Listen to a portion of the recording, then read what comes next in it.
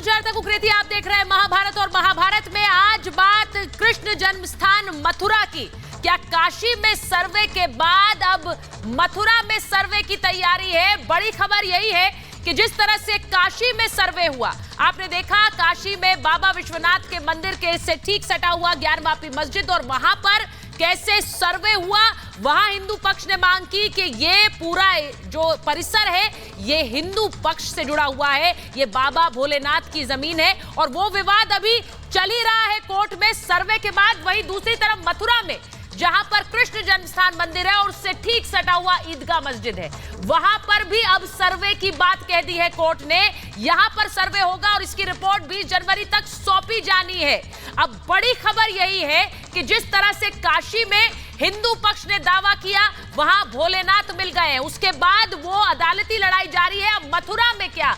ये जूस और ice cream shop चलाते हैं और हर महीने 3 लाख तक कमाते हैं। आपको शुरू करना है, इनसे सीखना है तो फ्रीडम ऐप को अभी डाउनलोड कीजिए। सर्वे के बाद कई साक्ष्य निकल कर आ सकते हैं। इस सर्वे के बाद क्या वहां पर हिंदू पक्ष का दावा ईदगाह पर मजबूत होगा? ये विवाद क्या है, इसी पर बात होगी। लेकिन सबसे पहले मैं आपको बताती हूं कि हिंदू पक्ष मांग क्या कर रहा है मथुरा में। आपने अक्सर सुना होगा कि कैसे ये कहा जाता रहा और सियासी नारा बन गया कि अयोध्या तो झांकी है, काशी मथुरा बाकी है। और वहां काशी विश्वनाथ में जो पूरा मामला अदालत पहुंचा है, वहीं अब मथुरा में ये पूरा मामला अदालत ने इससे सर्वे के आदेश दिए हैं। हिंदू पक्ष इसमें मांग क्या कर रहा है? पहली मांग ये कि 1968 में हुए समझौते को खत्म किया जाए। उस समझौते के तहत कुछ जमीन जिस पर ईदगाह मस्जिद बना हुआ है, उस विवाद को खत्म करने की बात की गई थी। दूसरी वही मांग ये भी कि ट्रस्ट को पूरी जमीन का कब्जा दिया जाए,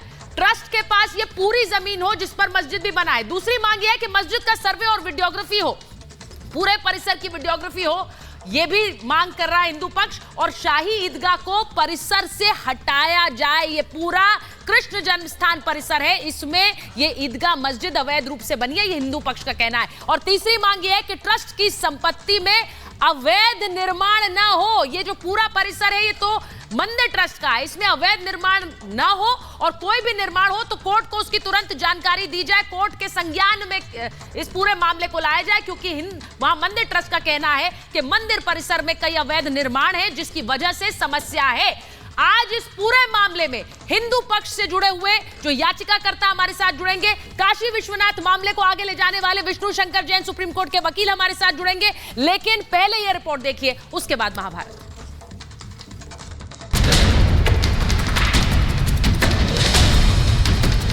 काशी में सर्वे का आदेश दिया गया, ज्ञानवापी में पूरी जांच टीम दाखिल हुई, हिंदू पक्ष को बाबा मिल गए, शिवलिंग मिलने का दावा हुआ और फिर हिंदू पक्ष ने जय घोष किया। बम बोल रहा है काशी।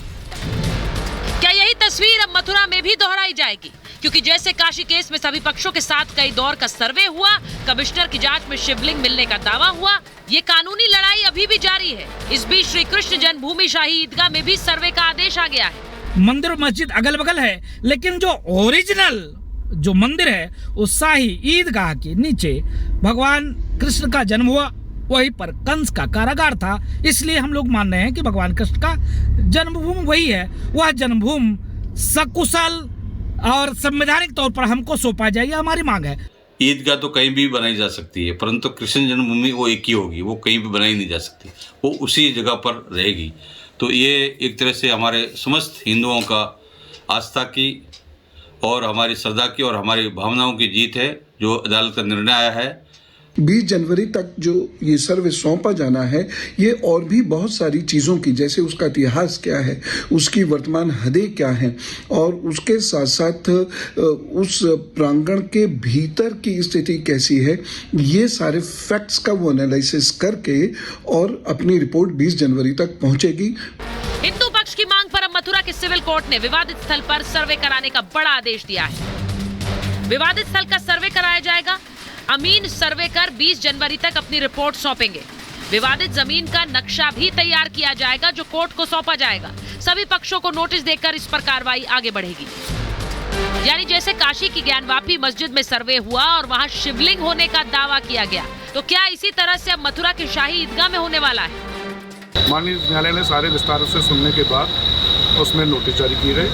वह हमने एक प्रार्थना पत्र दिया गया, उसमें अमीन महोदय से मौके की रिपोर्ट ली जाए सर्वे की, जिससे कि किसी प्रकार का कोई अन्य निर्माण दौरानवाद होता है उसकी जानकारी माननीय न्यायालय के समक्ष प्रस्तुत हो। ऑनरेबल कोर्ट ने वन साइडेड, एक्स पार्टी भी उसे नहीं कहेंगे, एक्स पार्टी तो वो होता है कि हमें नोटिस मिल गए होते और हम अपियर नहीं होते, बल्कि हमारी पीठ के पीछे बिना हमारी जानकारी के वो आदेश पारित कर दिया। किस तरीके से उभय पक्षों की उपस्थिति में वो आदेश पारित किया गया और किस तरीके से अमीन कमीशन लाया जाएगा, लीगली ऐसा कहीं भी प्रोवाइडेड नहीं। सर्वे के बाद पूरी सच्चाई पता चल सकेगी, मगर इस आदेश के बाद ये विवाद फिर सुर्खियों में आ गया है। मथुरा विवाद श्री कृष्ण जन्मभूमि शाही ईदगाह से जुड़ा हुआ है। परिसर में मंदिर और मस्जिद एक साथ बने हुए हैं।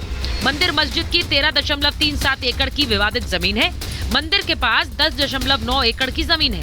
ईदगाह के पास 2.5 एकड़ जमीन का मालिकाना हक है। हिंदू पक्ष का कहना है कि पूरी जमीन पर मंदिर ट्रस्ट का दावा है और उसे ये जमीन चाहिए। कई सालों से दोनों पक्ष अपनी अपनी जमीन पर काबिज हैं, लेकिन हिंदू पक्ष ने अब सिविल कोर्ट से लेकर हाई कोर्ट तक इस मामले को उठाकर मांग कर दी है कि पूरी 13.37 एकड़ जमीन श्री कृष्ण जन्मभूमि की है। ऐसे में 1967 में किया गया समझौता रद्द करके मालिकाना हक ट्रस्ट को सौंपा जाए। इस मामले में भी अगर मिलके बैठ के कोई एक एमिकेबल एक ऐसा सॉल्यूशन आ जाए जो दोनों कम्युनिटीज को एक्सेप्टेड हो, मेरा ख्याल वो बेहतरीन चीज होगी। और इसको इस तरह से ना उल्टाया जाए जैसे 500 साल से राम जन्मभूमि के केस को उल्टाया गया था। ये मुद्दे अननेसेसरी उठाए जा रहे हैं। इन मुद्दों पर मुझे लगता है कि शायद इन मुद्दों को उठाने की जरूरत नहीं थी। एज जैसा पोजीशन में चल रहा था उसी को रहने देना चाहिए। कोर्ट को जो याचिकाएं दायर कर रहे हैं उनकी याचिकाएं खारिज कर देनी चाहिए थी।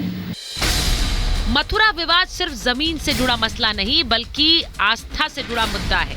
ऐसे में अयोध्या काशी की तरह मथुरा मामले में भी लंबी कानूनी प्रक्रिया चल सकती है। मगर एक बात तो तय है कि सिविल कोर्ट के इस आदेश से श्री कृष्ण जन्मभूमि और शाही ईदगाह जमीन विवाद एक बार फिर से सुर्खियों में आ गया है।